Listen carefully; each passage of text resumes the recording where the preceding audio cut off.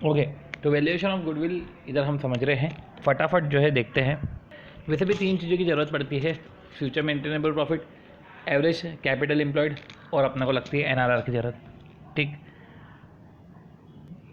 अगर हमारे पास future maintainable profit है और number of year of purchase है, तो फ्यूचर मेंटेनेबल प्रॉफिट तो आपको वैसे भी आफ्टर टैक्स निकलता है और फ्यूचर मेंटेनेबल प्रॉफिट दोनों शेयर होल्डर के लिए निकलता है। ठीक है, मतलब कि वो future maintainable profit after tax होता है, पर आफ्टर प्रेफरेंस डिविडेंड नहीं होता। ये वो शेयर होल्डर के लिए लेता है, आफ्टर टैक्स होता है। नंबर ऑफ ईयर परचेज से मल्टीप्लाई करो, आपकी गुडविल आ जाएगी। अब आती है सुपर प्रॉफिट मेथड, उसमें भी फ्यूचर मेंटेनेबल प्रॉफिट का तो जरूरत होती है। देखो, एवरेज प्रॉफिट मेथड में फ्यूचर मेंटेनेबल प्रॉफिट को number of year of purchase से हमने मल्टीप्लाई कर लिया। इधर जो है हमारे सुपर प्रॉफिट को number of year of purchase से मल्टीप्लाई कर लेंगे। ठीक है, अब number of year of purchase दे के रखा हो तो ठीक है, मल्टीप्लाई कर देंगे। अदरवाइज अगर कभी एनआरआर दे के रखे तो सुपर प्रॉफिट में एनआरआर अपन डिवाइड कर देंगे, तो इससे भी आ जाएगा। अब जो सुपर प्रॉफिट है उसमें यूज़ होता है फ्यूचर मेंटेनेबल प्रॉफिट, क्योंकि फ्यूचर मेंटेनेबल प्रॉफिट में से हम नॉर्मल प्रॉफिट माइनस करते हैं तो आता है सुपर प्रॉफिट, और फिर हम मल्टीप्लाई कर देते हैं number of year of purchase, या तो डिवाइड बाय एनआरआर कर देते हैं। अभी जो नॉर्मल प्रॉफिट है ना, नॉर्मल प्रॉफिट में भी कैपिटल एम्प्लॉयड की जरूरत पड़ जाती है। तो जैसे कि अपन बात कर रहे थे कि फ्यूचर मेंटेनेबल प्रॉफिट और जो है कैपिटल एम्प्लॉयड और एनआरआर, इसलिए बात कर रहे थे क्योंकि ये सब चीज़ें आई जाती है। अब इधर कैपिटल एम्प्लॉयड जो है, अब एवरेज कैपिटल एम्प्लॉयड लेंगे। अब एवरेज कैपिटल एम्प्लॉयड में आप एनआरआर से मल्टीप्लाई कर दोगे तो इससे आपका आ जाएगा नॉर्मल प्रॉफिट। फ्यूचर में से नॉर्मल प्रॉफिट माइनस कर दो तो आ जाएगा super profit. Number of year of purchase से आप मल्टीप्लाई कर लो। तो ये जो एवरेज कैपिटल एम्प्लॉयड है, ये कैपिटल एम्प्लॉयड इक्विटी के लिए भी आ सकता है और लॉन्ग टर्म फंड के लिए भी आ सकता है। तो दो अप्रोच निकलती है कि एवरेज कैपिटल एम्प्लॉयड में सिर्फ आप इक्विटी अप्रोच लेकर चल रहे हो कि वो कैपिटल एम्प्लॉयड में सिर्फ इक्विटी आएगा, या लॉन्ग टर्म अप्रोच लेकर चल रहे हो तो उसमें इक्विटी और डेप्ट और लॉन्ग टर्म लोन ये सब आ जाएंगे। अब पॉइंट ये है कि जो भी अप्रोच लेके चल रहे हो, एनआरआर उसके हिसाब से ही होगा। इन द सेंस कि अगर इक्विटी अप्रोच से लेके चल रहे हो तो एनआरआर इक्विटी वालों के लिए होगा, ले दे के अपन बोल सकते हैं फिर तो के ही हो जाएगा। पर अगर इक्विटी, अगर जो capital employed long term fund approach से चल रहे हो, ठीक है, जैसे कि इसमें एनआरआर जो है दोनों के अप्रोच से होगा तो लॉन्ग टर्म फंड के अप्रोच से होगा। ठीक है, तो ध्यान रखना, एनआरआर मतलब रिटर्न मतलब कि यार इनकम डिवाइड बाय प्राइस। ठीक है, तो इधर भी जैसे dividend divide by market price ये आ जाएगा, ये average dividend divide by market price. अब ये एनआरआर बोले, केई बोले, पोस्ट टैक्स, या अपन बोले कैपिटलाइजेशन रेट, जो भी है कैपिटल एम्प्लॉयड में कैपिटलाइजेशन रेट से मल्टीप्लाई करते हैं तो आपका नॉर्मल प्रॉफिट आ जाता है। ठीक है, अब यही था एवरेज कैपिटल एम्प्लॉयड। ठीक है, तो फ्यूचर मेंटेनेबल प्रॉफिट और एवरेज कैपिटल एम्प्लॉयड की जरूरत पड़ी जाएगी। ठीक है, तो एवरेज कैपिटल एम्प्लॉयड से ही तो हम जो है नॉर्मल प्रॉफिट पे आएंगे। तो जो भी अपनी बात चली थी ना, super profit into number of year of purchase, जो भी है। अब number of year of purchase नहीं है तो एनआरआर दे के रखा होगा तो सुपर प्रॉफिट में से एनआरआर डिवाइड कर दो। ठीक है, अदरवाइज जो के ही तो है ही, और फ्यूचर सुपर प्रॉफिट में से डिवाइड कर दो। ठीक है, सुपर प्रॉफिट में एनआरआर कर दो। ठीक है, ये पढ़ना पड़ा था। या तो ऐसा करो कि सुपर प्रॉफिट नहीं है तो एफएमपी में से डिवाइड कर दो, पर ऑब्वियस सी बात है उसमें फिर तुम जो है क्लोजिंग कैपिटल एम्प्लॉयड माइनस कर देना। ठीक है, तो जो एफएमपी है उसमें एनआरआर से आप डिवाइड कर लो। देखो, सुपर प्रॉफिट से नहीं किया, एफएमपी से किया, तो उसमें आप फिर क्लोजिंग कैपिटल एम्प्लॉयड माइनस कर देना। तो एक ये पॉइंट है जो समझना पड़ेगा कि FMP minus closing capital employed, FMP divide by NRR और केई माइनस क्लोजिंग कैपिटल एम्प्लॉयड, जो भी है ये क्लोजिंग कैपिटल एम्प्लॉयड माइनस हो जाएगा। राइट, और एक तरीके से ऑब्वियस बात है ना, क्लोजिंग वाली चीज़ें हमने माइनस कर दी तो बचा हुआ प्रॉफिट रहेगा। अब जैसे सुपर प्रॉफिट मेथड से अपन ने इतना समझा तो समझ लो ना ये भी कि तुमको कैपिटल एम्प्लॉयड दे के रखा है, तुमको फ्यूचर मेंटेनेबल प्रॉफिट दे के रखा है, एनआरआर दे के रखा है, तो इसमें ये लगा दोगे। ठीक है, तो एक तरीके से जो है कैलकुलेट हो जाएगा तुम्हारा। ठीक है, सुपर प्रॉफिट जो है तो करो कैलकुलेट। ठीक है, तो आया हमारा 0.95 और इसको 5 से मल्टीप्लाई कर दो। ठीक है, तो हमारा गुडविल आ गया 4.75 लाख। राइट, अब ऐसा एक क्वेश्चन आ गया कि गुडविल जो है 35,000 मेंटेन है ओवर 5 ईयर, डिस्काउंट रेट 15% है। राइट, 35 से 95,000 मेंटेन करके रखना ओवर 5 ईयर, डिस्काउंट रेट 15% है। तो ऐसे केस में जो है डिस्काउंटिंग कर लो, तो ऐसे भी कैलकुलेट कर सकते हो। एक चीज़ वो समझने की, जो एनआरआर होता है ना, अभी अपन ने बोला कि वो कैपिटल जो है इक्विटी अप्रोच से हुई तो एनआरआर इक्विटी से होगा, capital long term fund approach से हुई तो एनआरआर जो है लॉन्ग टर्म फंड का निकलेगा।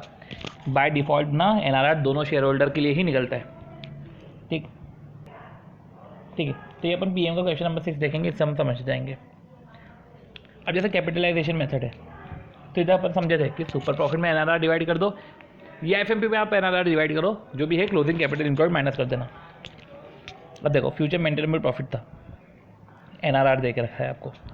आप समझो फ्यूचर मेंटेनेबल प्रॉफिट है बिफोर इंटरेस्ट है, तो एक तरीके से समझ सकते हो फ्यूचर मेंटेनेबल प्रॉफिट दोनों के लिए है, क्योंकि इंटरेस्ट अभी माइनस थोड़ी ना किया है, बिफोर इंटरेस्ट है तो 38.4। तो आप एनआरआर कौन सा लोगे? लॉन्ग टर्म फंड वाला, समझ रहे हो ना? एनआरआर कौन सा लोगे? लॉन्ग टर्म फंड वाला लोगे, ठीक है। अब तो फ्यूचर मेंटेनेबल प्रॉफिट में से आपने एनआरआर, ठीक है, इससे आपने डिवाइड किया है लॉन्ग टर्म फंड से, फिर आप क्लोजिंग कैपिटल एम्प्लॉयड 220 माइनस करोगे, मतलब कि 100 और 120, 220 माइनस करोगे। अब यही फ्यूचर मेंटेनेबल प्रॉफिट जो है, अगर बिफोर इंटरेस्ट नहीं होता, मतलब कि ये वाला इंटरेस्ट अगर मैं माइनस कर दूँ, ठीक है, ये माइनस कर देता हूँ, तो फ्यूचर मेंटेनेबल प्रॉफिट 22.8 है। तो एनआरआर कौन सा लोगे? एनआरआर जो है ये वाला लोगे, और फिर जो है share capital reserve and surplus, या भी ये माइनस कर दोगे, 100 लाख माइनस करोगे, ठीक है। ऐसे कैलकुलेट होगा। तो गुडविल का जो मेथड था वही 38.4 है हमारा, इसमें एनआरआर 18% है, माइनस कर दिया 220, 22.8 है हमारा फ्यूचर मेंटेनेबल प्रॉफिट, उसमें 20% से डिवाइड किया, माइनस 100 कर लिया, इधर 14 लाख आ रहा है, इधर 6.67 आ रहा है। ये कैपिटलाइजेशन मेथड हो गया एफएमपी वाला, किस तरह से अपन ने क्लोजिंग कैपिटल एम्प्लॉयड माइनस किया जो भी है। पर अगर सुपर प्रॉफिट मेथड होता तो हम पहले नॉर्मल प्रॉफिट निकालते और एफएमपी पे से नॉर्मल प्रॉफिट माइनस करते। नॉर्मल प्रॉफिट में हम कैपिटल एम्प्लॉयड इंटू हम जो है एनआरआर लेते, तो जो भी हमारा कैपिटल एम्प्लॉयड है 38.4 इंटू एनआरआर लेते 18%, अगर हम लॉन्ग टर्म फंड से चल रहे हैं, ठीक है।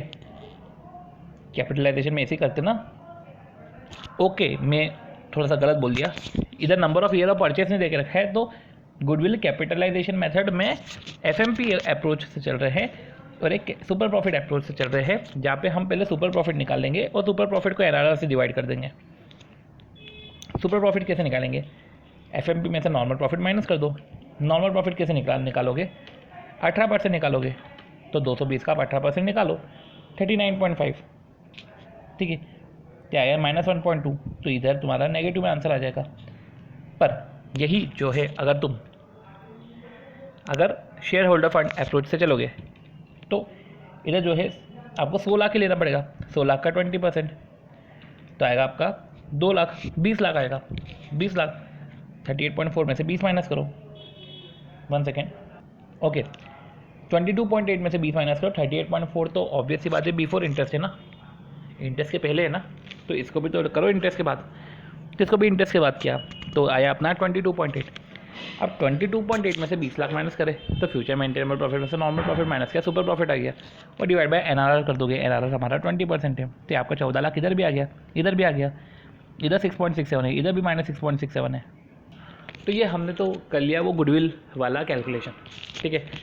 तो इधर हमने जो है बात कर ली, किसकी बात करी हमने बात करी है अभी वैल्यूएशन की, जिसमें हमने वो फॉर्मूले समझे थे। इधर हमने वैल्यूएशन ऑफ गुडविल कैसे निकालना है हमने वो समझा। पर अभी मैं बात कर रहा था कि हमको फ्यूचर मेंटेनेबल प्रॉफिट और कैपिटल एम्प्लॉयड करने की ज़रूरत है। तो फ्यूचर मेंटेनेबल प्रॉफिट में एक चीज़ याद रखना कि आपका रौनक होना चाहिए। रौनक का मतलब कहता है रिकरिंग, ऑपरेटिंग, नॉर्मल और करेक्टेड। रिकरिंग होना चाहिए कि आगे भी वो आगे हो रहा है, ऑपरेटिंग होना चाहिए, नॉन ऑपरेटिंग नहीं होना चाहिए, नॉर्मल होना चाहिए, एक्स्ट्रा ऑर्डिनरी वाली चीज़ें नहीं होना चाहिए, और करेक्टेड होना चाहिए। फालतू के जो एरर है ना उसको सही करके रखो। तो रिकरिंग, ऑपरेटिंग, नॉर्मल, करेक्टेड, तो रौनक होना चाहिए। आप फ्यूचर मेंटेनेबल प्रॉफिट आपको पास्ट प्रॉफिट देके रख सकते हैं, प्रोजेक्टेड प्रॉफिट देके रख सकते हैं, जो भी पास्ट प्रॉफिट और प्रोजेक्टेड प्रॉफिट। पास्ट प्रॉफिट में याद रखना कि पास्ट ईयर्स का आप एवरेज करोगे। देखो एडजस्टमेंट है, तो एडजस्टमेंट में तो आपको रौनक का ध्यान रखना पड़ेगा, तो आप एडजस्टमेंट उसके हिसाब से कर लोगे, ठीक है। क्वेश्चन करेंगे, क्वेश्चन से और हमको क्लैरिटी आएगी। पर पास्ट प्रॉफिट मेथड, ठीक है, और प्रोजेक्टेड प्रॉफिट मेथड, अब इसको समझो। आपने रौनक, आपने एडजस्टमेंट सारे कर ली, ठीक है। अब समझो रिवैल्यूएशन जो होता है, जैसे हम रिवैल्यूएशन देते हैं तो अपन बोलते हैं ना कि रौनक होना चाहिए, रिकरिंग, ऑपरेटिंग, नॉर्मल, करेक्टेड। तो जो रिवैल्यूएशन है उसको रिकरिंग में मानो, इन द सेंस कि आप करंट एसेट, करंट लायबिलिटी में रिकरिंग कर रहे हो, तो ठीक है, रिकरिंग रिवैल्यूएशन चेंज हो रहा है जो, तो ठीक है। पर अगर फिक्स एसेट में कर रहे हो तो इससे आपका डेप्रिसिएशन पे इम्पैक्ट आएगा, वो समझना आप, ठीक। तो तो ये जो रिवैल्यूएशन है वैल्यूएशन पर्पस के लिए कर रहे तो मत लो, अगर अकाउंटिंग पर्पस के लिए कर रहे हैं तो ही लो। एक क्वेश्चन में आएगा तो हमको ये सब का ध्यान रखना पड़ेगा कि वैल्यूएशन पर्पस पे है तो नहीं, अकाउंटिंग पर्पस पे है तो हाँ। अब it can be calculated as PAT. अब देखो समझो, अभी फ्यूचर मेंटेनेबल प्रॉफिट के ऊपर ने बात करी, जो रौनक होना चाहिए, past profit method, projected profit method है। रिकरिंग, ऑपरेटिंग, नॉर्मल, मतलब एब नॉर्मल नहीं होना चाहिए। करेक्टेड मतलब कि सारे एरर को ठीक कर दो। गुडविल, ठीक है, goodwill, write off, add back, ये सब अपन चीज़ें देखेंगे। अब देखो पॉइंट ये है कि it can be calculated as, इसको कैसे और कैलकुलेट कर सकते हो फ्यूचर मेंटेनेबल प्रॉफिट को, कि आपका पैट है और अगर आपका बहुत ही कम एडजस्टमेंट है तो प्लस माइनस एडजस्टमेंट कर दो ना आफ्टर टैक्स, तो ये भी आ जाएगा फ्यूचर मेंटेनेबल प्रॉफिट। तो कभी कभी तो ऐसा हो जाता है कि स्टेप्स जो हमको ध्यान में रखनी पड़ेगी कि एडजस्ट योर प्रॉफिट फर्स्ट, पहले तुम अपना प्रॉफिट को ठीक करो, फिर बाद में एवरेज लो पास प्रॉफिट का। भैया पास प्रॉफिट का एवरेज ले लो, पर पास प्रॉफिट ही अगर गलत है तो फिर कैसे एवरेज लोगे? पहले पास प्रॉफिट को तो ठीक कर लो, फिर एवरेज ले लो, तुमको मना नहीं करा हमने। और फिर फ्यूचर का जो एडजस्टमेंट है वो कर लेना। तो पास प्रॉफिट लो, बाकायदा एडजस्टमेंट करो, फिर फ्यूचर प्रॉफिट। ठीक है, देखो कैसे रहे, जब तुम्हारे पास नया टैक्स रेट है, जैसे फ्यूचर में नया टैक्स रेट है, तो पहले तो आपने पास प्रॉफिट लिया और साथ ही साथ करंट प्रॉफिट भी आपने उसको एडजस्ट करा, जो भी रेक्टिफिकेशन है उसको ठीक करा, उसका एवरेज ले लिया। एवरेज करने के बाद ये आपने एवरेज कर लिया। ठीक है, ओल्ड टैक्स ऐड कर देना, ओल्ड टैक्स ऐड कर लेना। सबसे पहले तो देखो पास प्रॉफिट आपको दे के रखे, वो अगर आफ्टर टैक्स दे के रखे तो उसको बिफोर टैक्स कर दो, सारे एडजस्टमेंट कर दो। फिर उसके बाद जो है क्या बोल के रखा है कि ओल्ड टैक्स ऐड करके फ्यूचर एडजस्टमेंट माइनस करके फिर न्यू टैक्स को लेस करना। ठीक है, मतलब सिंपल से आते हैं, पास प्रॉफिट में एडजस्टमेंट करना, ओल्ड टैक्स को ऐड करना। ठीक है, अगर ओल्ड टैक्स जो है वो पास्ट प्रॉफिट पे लगा हुआ है, मतलब इन द सेंस कि पास्ट प्रॉफिट पे लगा हुआ है, तो पहले आप तो ओल्ड टैक्स को हटा देना, वो पास्ट प्रॉफिट आ जाएगा, बिफोर टैक्स आ जाएगा, है ना। हटा देना तो बिफोर टैक्स आ जाएगा। अब सारे एडजस्टमेंट कर देना। अब फिर तुम जो है फ्यूचर एडजस्टमेंट जो भी तुमको करना है तो उसमें तुम करके जो है एक न्यू टैक्स माइनस कर देना। अभी अपन देखेंगे और ये जो प्रोसीजर है इस प्रोसीजर जैसे क्वेश्चन को समझेंगे।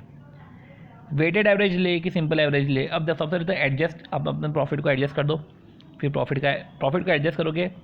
ठीक है, फिर सबसे पहले एक नॉर्मल चीज़ क्या है, नॉर्मल क्या है कि आप पहले प्रॉफिट का एवरेज करते हो, एडजस्ट करते हो प्रॉफिट को एडजस्ट करने के बाद उसको फिर एवरेज करते हो, फिर एक फ्यूचर एडजस्टमेंट करते हो।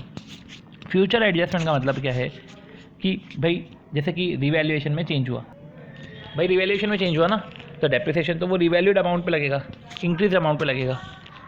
ठीक है, तो डेप्रिसिएशन ऑन रिवैल्यूड चेंज। ठीक है, ये हो गया हमारा।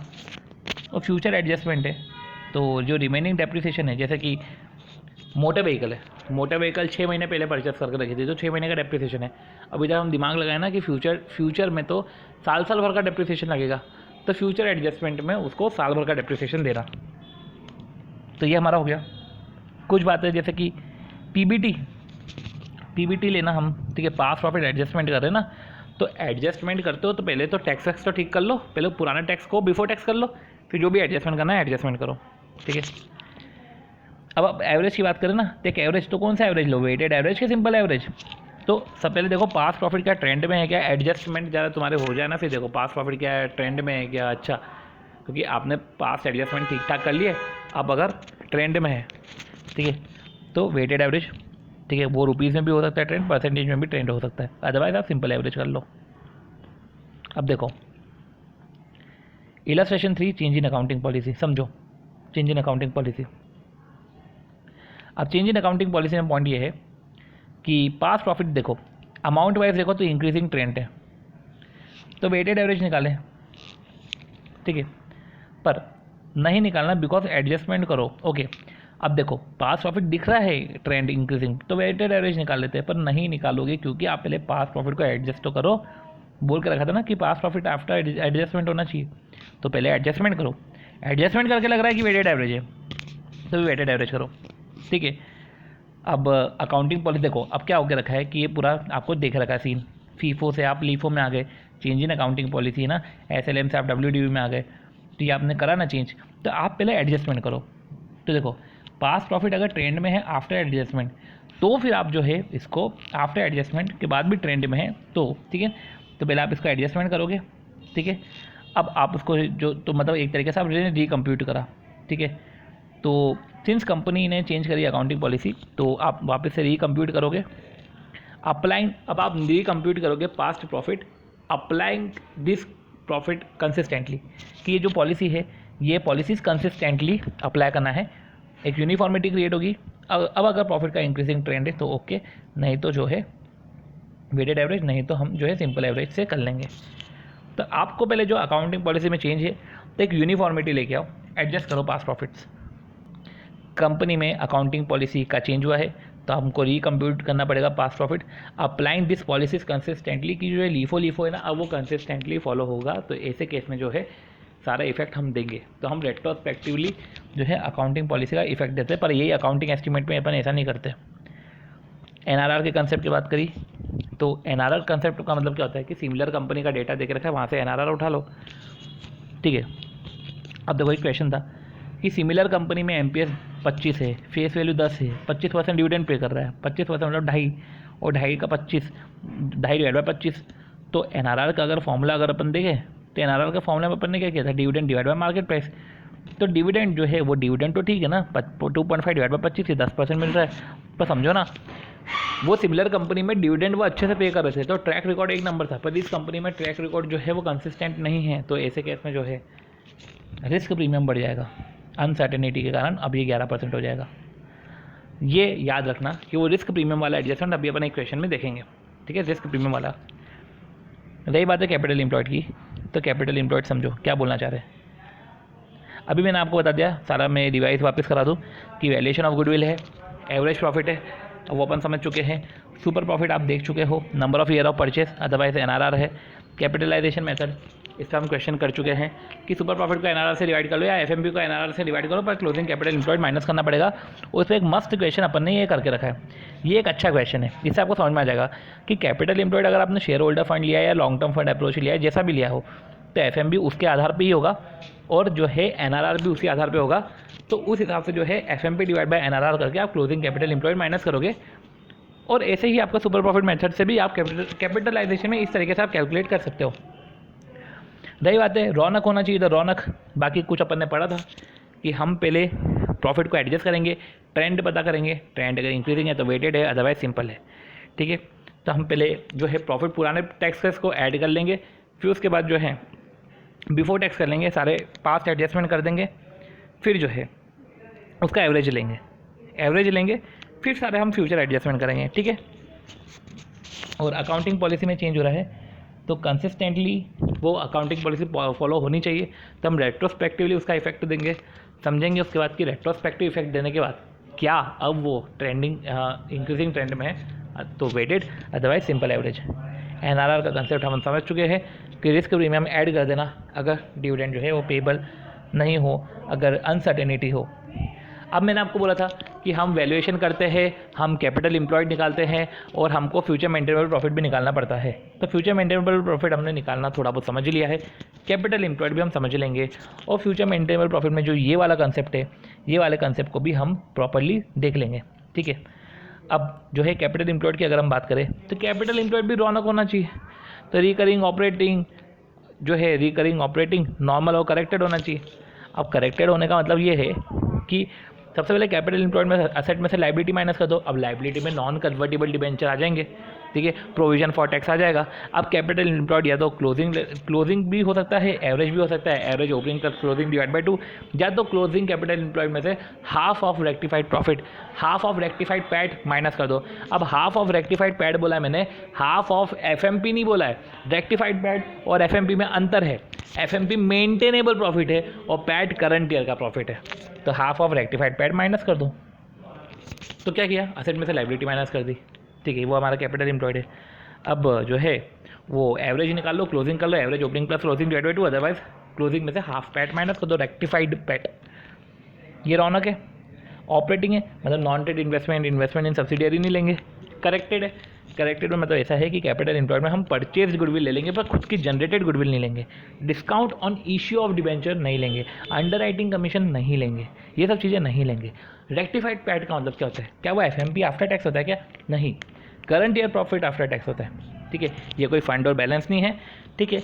जनरली इन्वेस्टमेंट, अब इन्वेस्टमेंट की बात करें तो अभी अपन ने पढ़ा कि नॉन ट्रेड इन्वेस्टमेंट नहीं लेंगे, तो इन्वेस्टमेंट जनरली नॉन ट्रेड ही होते हैं। पर अगर इन्वेस्टमेंट प्लांट एंड मशीनरी और बिल्डिंग को रिप्लेस कर रहे हैं कि प्लांट एंड मशीनरी बिल्डिंग को रिप्लेस होकर ये इन्वेस्टमेंट आया है, तो ऐसे केस में जो है उसको ट्रेड इन्वेस्टमेंट बोलेंगे, ठीक है।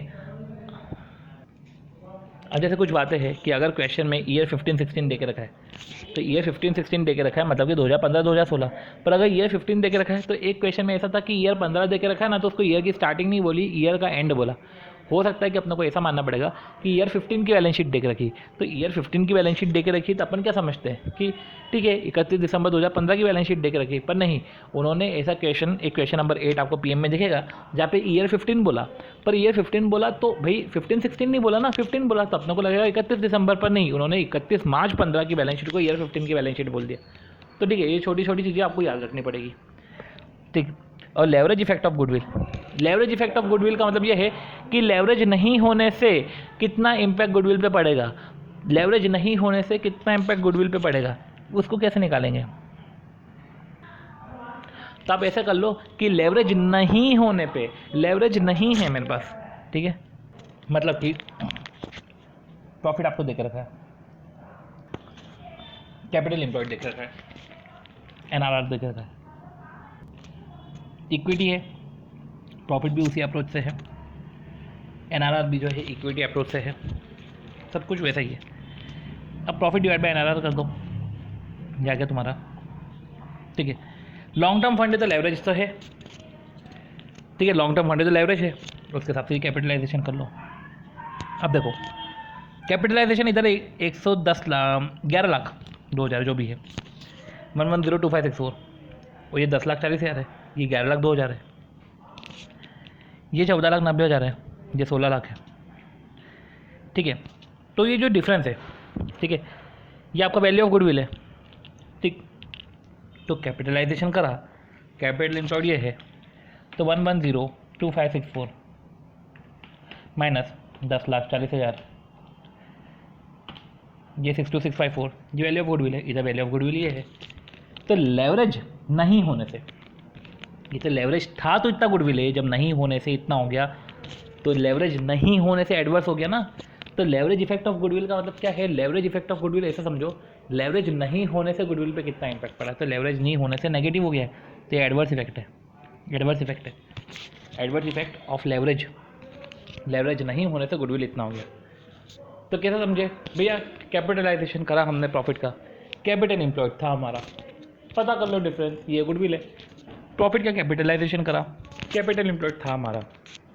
अप्रोच की बात है, अप्रोच समझना, जिस तरीके का अप्रोच है उस तरीके का एफएमपी, उस तरीके का कैपिटल एम्प्लॉयड और उस तरीके का एनआरआर, अप्रोच देखना आप तो, ठीक है।